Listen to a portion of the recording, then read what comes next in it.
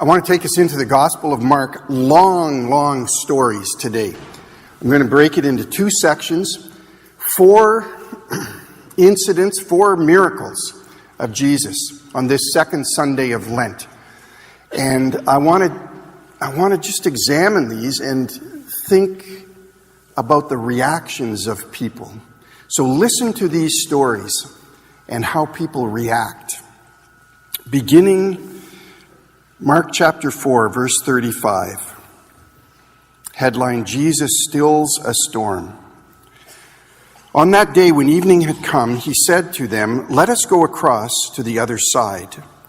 And leaving the crowd behind, they took him with them in the boat, just as he was. Other boats were with him. A great windstorm arose, and the waves beat into the boat, so that the boat was already being swamped. But he was in the stern, asleep on the cushion, and they woke him up and said to him, "Teacher, do you not care that we are perishing?" He woke up and rebuked the wind and said to the sea, "Peace, be still." Then the wind ceased, and there was a dead calm. He said to them, "Why are you afraid? Have you still no faith?" And they were filled with great awe and said to one another, "Who then is this that even the wind and the sea obey him?" Chapter 5. They came to the other side of the sea, to the country of the Gerasenes. And when he had stepped out of the boat, immediately a man out of the tombs with an unclean spirit met him. He lived among the tombs, and no one could restrain him anymore, even with a chain, for he had often been restrained with shackles and chains, but the chains he wrenched apart, and the shackles he broke in pieces, and no one had the strength to subdue him.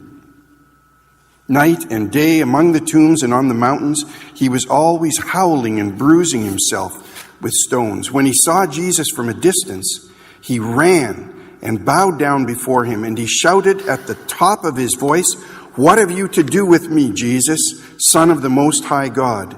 I adjure you by God, do not torment me." For he had said to him, Jesus had said to him, "Come out of the man, you unclean spirit." Then Jesus asked him, "What is your name?" And he replied, "My name is Legion, for we are many." He begged him earnestly not to send him out of the country. Now there on the hillside a great herd of swine was feeding, and the unclean spirits begged him, "Send us into the swine, let us enter them."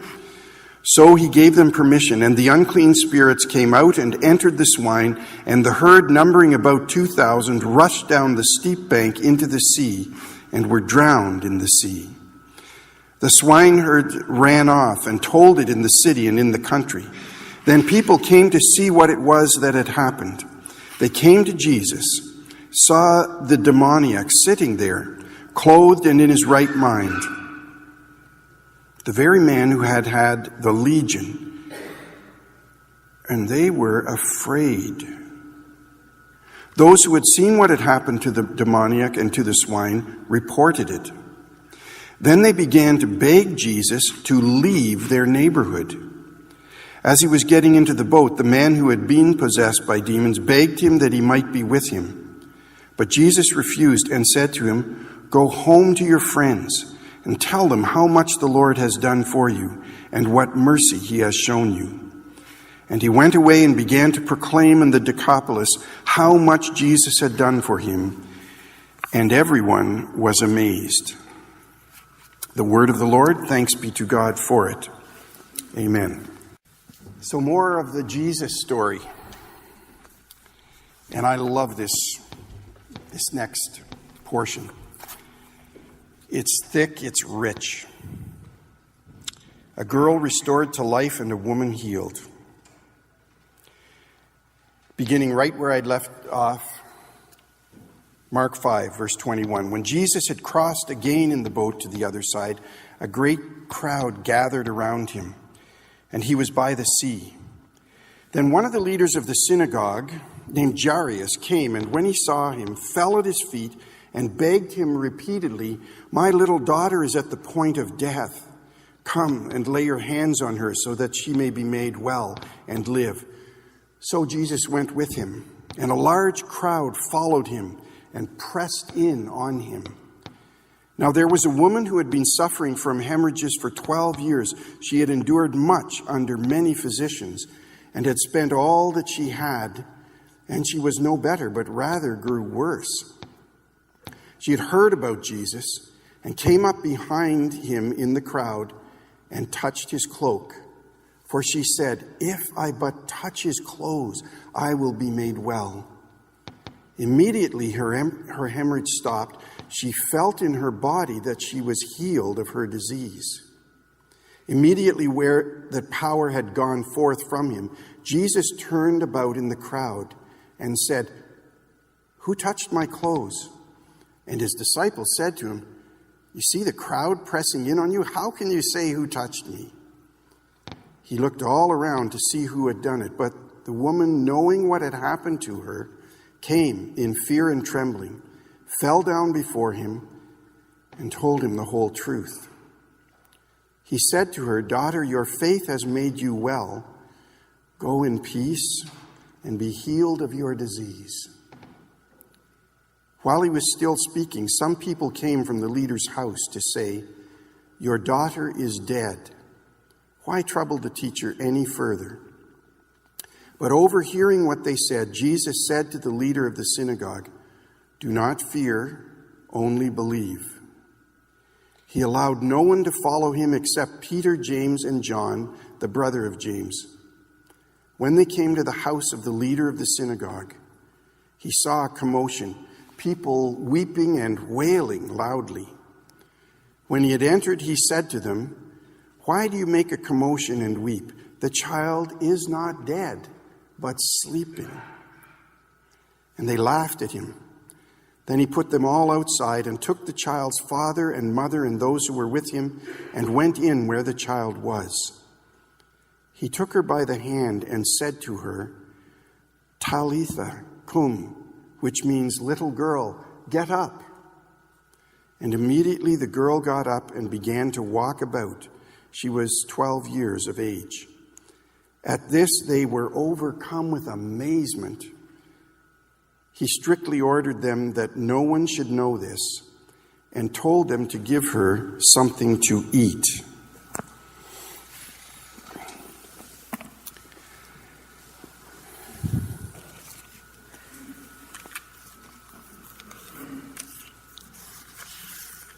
Long story, great story. 4 incidents. And the first one kind of summarizes the question. Who then is this? And even the wind and sea obey him. The disciples asked the question, having experienced Jesus calming the storm. It's a wonderful question to consider. Who is this guy? Let me try an experiment with you, with all of us. I want you to shut your eyes and just relax. I'm not going to weird you out or center you out. You don't have to say anything or respond at all. I just want to try this kind of internal experiment with us all. Just shut your eyes and think about God. Imagine God here. Maybe picture Jesus.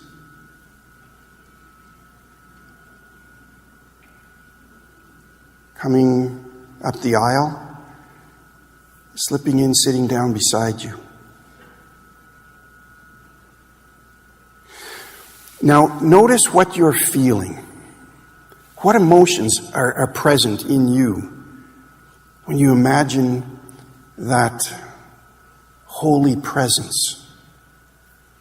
Joy, curiosity, hope, probably not boredom, anger, fear, fright, contentment, peace. What do you feel? There are a lot of ways people react, a lot of emotions toward God. There always have been. Look at the events in this 4th and 5th chapter of Mark. Jesus has just stilled the storm out on the lake. Wind and waves with spray and undertow. He stands in the boat and commands, and the Aramaic word he uses, literally translated, is hush. And the wind dies down, and the waves still. Hush. And the disciples are shocked and confused.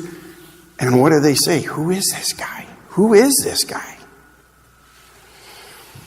Then they land on shore next to a lakeside cemetery, and a strange man comes out toward Jesus. Most people call him crazy. He wanders in the cemetery. He lives in the caves around there. He sees Jesus. He runs to him, falls down, and worships him. And then suddenly, he jumps up and shouts, "What do you want?" His voice is a wail of fear and confusion. "Leave us alone. Don't hurt us." What did he have? Epilepsy, maybe, or paranoid schizophrenia, or possession by an evil spirit. You spin that any way you want. Put your interpretation on it. It still comes out the same. Who is this guy? Of course, Jesus heals the poor guy, and afterward, many in the community, what do? They begin to ask Jesus to leave their neighborhood. Imagine that. Jesus has just solved a great problem, healed a troubled person, and many people respond by begging Jesus to leave town. I don't think that's as unusual as we would first think. Shortly after that, Jesus boards the boat again and crosses back over the lake. A crowd's waiting for him, and out of the crowd comes Jairus, a local religious leader from the synagogue. His daughter's sick, dying actually, and Jairus desperately asks Jesus to come and save his little girl. That must have taken courage and hope. Jesus isn't very popular with the authorities in that area. But Jairus is so desperate, he doesn't care what others think. Jesus, come, please. You're my little girl's only hope. Along the way to the house, the crowd is pressing in, jostling, and they're working their way through this crowd. And through it comes a woman, sick, humiliated, embarrassed, hurting. But she senses Jesus can heal her and that it will be all right to approach him. She doesn't want to be publicly exposed or embarrassed, so quietly, secretly, she reaches through and touches just the hem of his robe. And power, warm, tingling, healing power flows into her. And she knows in an instant that she is well. Jesus knows too. Someone has come to him. In this throng, there is a soul who trusted him, who silently risked and reached and gave of herself. So he asks, and with a mix of trembling confidence, of confused, reassured hope, she comes forward. She's rewarded with gracious compassion. "My daughter," he says, your faith has made you well." So she is healed. Jesus keeps going. The little girl, that sick child, still lies at home. But now a messenger comes and says, "Don't worry about it. Don't bother. It's too late." But Jesus ignores this, and he turns and he says to the Father, "Don't be afraid. Only believe. So they continue, and when they reach the house, when the people, the neighbors, laugh and scorn, Jesus sends them out. And he goes in alone with mom and dad and with his closest disciples. And he heals the little girl, raises her actually. And the response there, of course, is amazement. And you can hear again, who is this? A series of incidents in the life of Jesus. Think for a minute about the variety of emotions and reactions, so many different responses: fear, confusion, hostility, hope, scorn, amazement. Tell me, what are the attitudes of modern and postmodern people to Jesus today? I see a whole spectrum of mindsets and of attitudes and outlooks on the whole God question. Do you know one that I am seeing more and more prevalently is indifference. There's a casual, almost careless indifference many people have toward God, toward spirituality, and Jesus. There aren't many people who seem to feel much awe and wonder. Certainly no fear of God, no great reverence or respect. And I want to say this morning, I think we need that. John Mellencamp's song, Small Town, has a few lines I've always been curious about. He sings, "I was born in a small town, taught to fear Jesus in the same small town, going to die in the small town. That's probably where they'll bury me." Do you remember it? These guys could do it, I'm sure, but I didn't ask them to. Interesting line, that. Taught to fear Jesus in a small town. I don't think we should be in terror of God. And yet, sometimes we need a little fear of God, meaning a healthy sense of respect and awe and wonder. Let me read you something from the American news commentator Bill Moyers. "I was an observer at the launch of Apollo 17 in 1975. Apollo 9 was when Neil Armstrong landed and walked. Apollo 11 was when they almost had that disaster, but Tom Hanks got them home. Apollo 17, they've done it. I mean, 9, 10, 11, been there, done that. It's old news. Listen to Bill Moyers. It was night launch.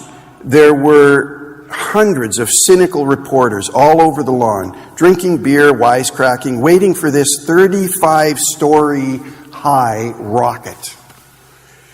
The countdown came, and then the launch. The first thing you see is this extraordinary orange-white light, which is just at the limit of what you can bear to look at. Everything is illuminated with this light. And then comes this thing slowly rising up in total silence, because it takes several seconds for the sound to come across the water from the cape. And then you hear it, whoosh, and it enters right into you. You can practically hear jaws dropping. The sense of wonder fills everyone in the whole place as this thing goes up and up and up. The first stage then ignites into the blue flame, and it becomes like a star. But you realize that there are humans on it. And then there's total silence. Bill Moyers finished saying this: "People just got up quietly, helping each other up, folding their chairs. They're kind, they open doors, they look at one another, speaking quietly and interestedly.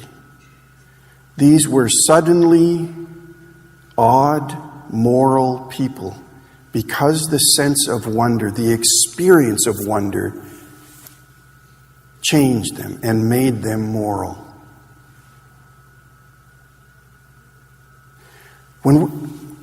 End of Bill Moyers. I think when we have that sense of awe and wonder, it changes us too. Less jaded, less cynical, less blasé, and all of a sudden, we change for the better. I believe there are too few modern, postmodern people who have that.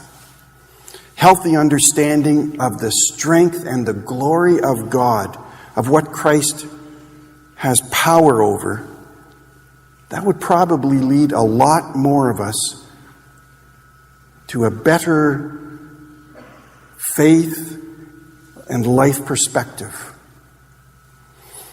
If we believe in a great God, one who is so overwhelming that it is a little bit frightening, that causes just a quiver of uneasiness in our heart, that might be good for some of us. Some of you have read C.S. Lewis' Chronicles of Narnia. In the first book, there's a wonderful moment that captures what I'm talking about. The three little children are about to meet Aslan, the great lion, and he is the Christ figure. He is the God, the divinity. Aslan, they haven't met him. And Mr. and Mrs. Beaver are talking about Aslan.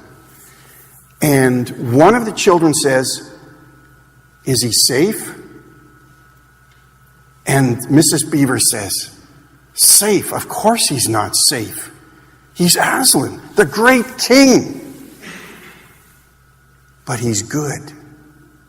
He's very, very good." That's what I'm talking about. If we believe in a great God who is so overwhelming that there is a quiver of uneasiness, that might be good for some of us to get that. Then we might have someone to go to when our lives are overwhelming. Jairus, the religious leader, had that. So did the woman who reached through that crowd to touch Jesus. They had a healthy and appropriate awe and respect. They came trembling to him. And because they did, Jesus could talk to them about belief and faith that brought amazing, miraculous results. That kind of religious experience was something you could stake your life on. Not the casual indifference, the lackadaisical and careless dabbling in spirituality or religion. I think what I'm bumping up against here is what it means to truly believe. And the only way I can describe it is tell you a story from 150 years ago. Back in the 19th century, John Peyton was a missionary who went out to the New Hebrides Islands in the southwest Pacific. And he lived with the natives, and he wanted to learn their language, and he wanted to tell them about the God, this awesome God I'm talking about. And so he wanted to get their language and be able to translate scriptures and the stories of Jesus into their dialect so they would understand. But he was discovering there was no equivalent word for believe. The English word believe, he couldn't find an equivalent word in the islanders' dialects. One day a worker came into his hut, and this worker was worn out from physical labor, just exhausted. And the man flopped into a chair, and then he put his feet up on another chair so that he rested his legs, his whole weight. And he told Peyton it felt good to lean his whole weight and just be lifted and held. Immediately, Peyton noted the expression the man used for lean my whole weight on. And that, he knew, was the right term for the English word believe. That's what he used to translate. Jesus said to that worried father, Jairus, do not be afraid, only believe. Rest the weight of your worry on me. Lay the burden of your fear for your child's future into my hands. I will carry it. Only a Christ who is so powerful and omnipotent that it's almost scary. Only that God is adequate for our challenging lives. May that God walk with you, still your storms. Be there when you reach out through the crowd.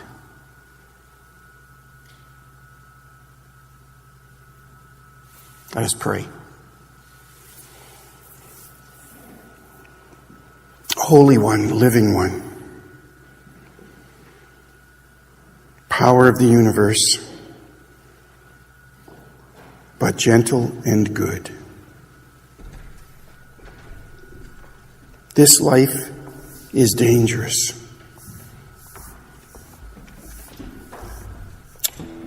But in you we are safe.